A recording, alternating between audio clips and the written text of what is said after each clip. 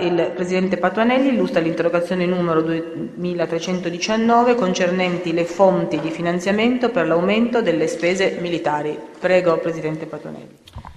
Grazie Presidente, colleghe e colleghi, Ministro.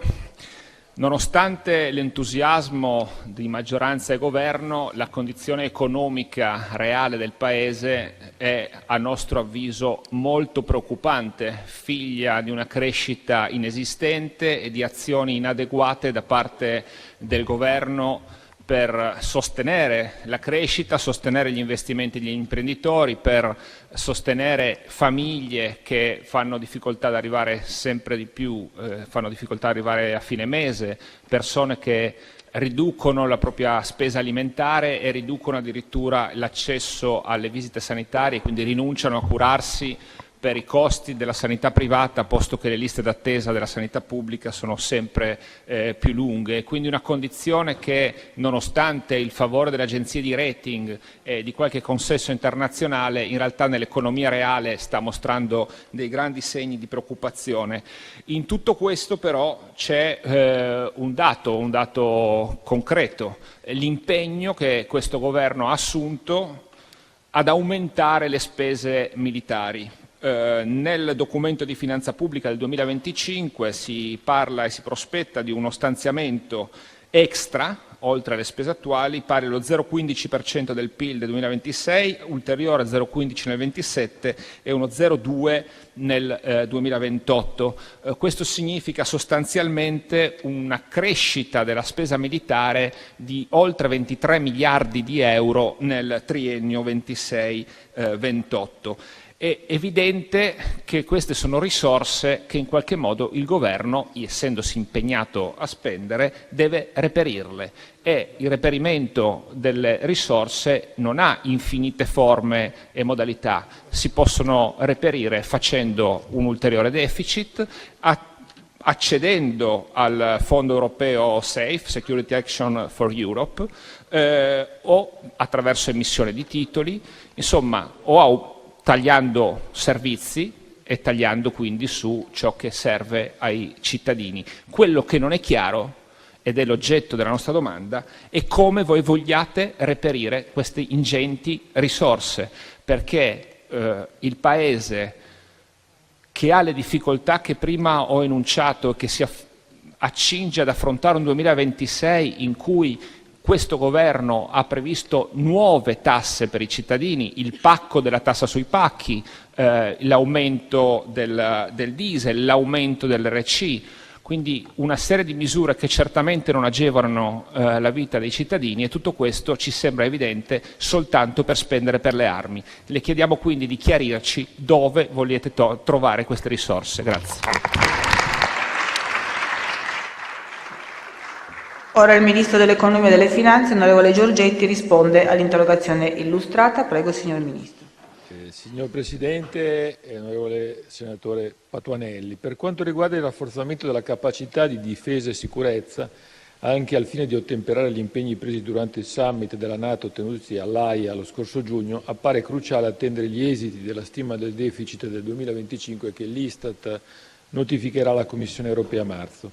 Nel caso in cui questa dovesse risultare inferiore al 3%, verrebbe attivato il procedimento di uscita dalla procedura di disavanzo eccessivo.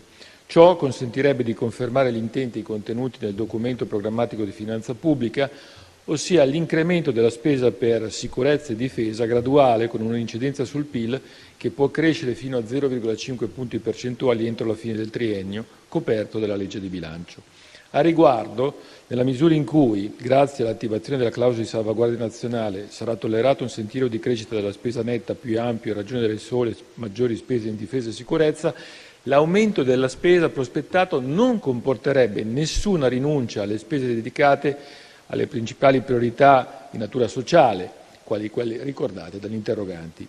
Quanto infine alle modalità di finanziamento, si ricorda che il piano relativo allo strumento europeo SAFE, presentato dall'Italia nella misura massima di 14,9 miliardi di euro, è ancora in corso di valutazione insieme ai piani presentati dagli altri Stati membri dell'Unione europea.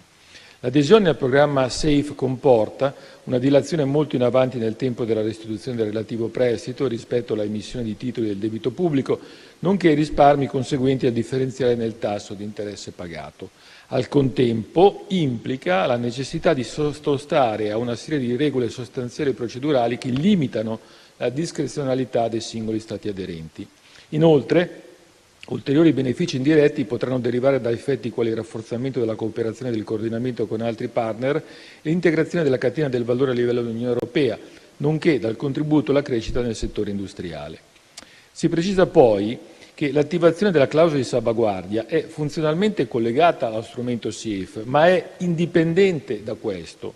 La clausola di salvaguardia prevede che, a ricorrere di circostanze eccezionali in cui la Commissione europea ha esplicitamente incluso l'attuale contesto geopolitico, uno Stato membro possa richiedere al Consiglio l'autorizzazione a deviare temporaneamente dal percorso di spesa netta definito nel proprio piano strutturale di bilancio di medio termine. Trattandosi di una flessibilità in deroga, l'attivazione della clausola di esclusione non richiederebbe la pubblicazione di un nuovo piano strutturale di bilancio di medio termine, ma implicherebbe comunque una richiesta di scostamento dagli obiettivi programmatici al Parlamento da approvare previo coinvolgimento dello stesso ai sensi e con le maggioranze dell'articolo 6 della legge 243 del 2012.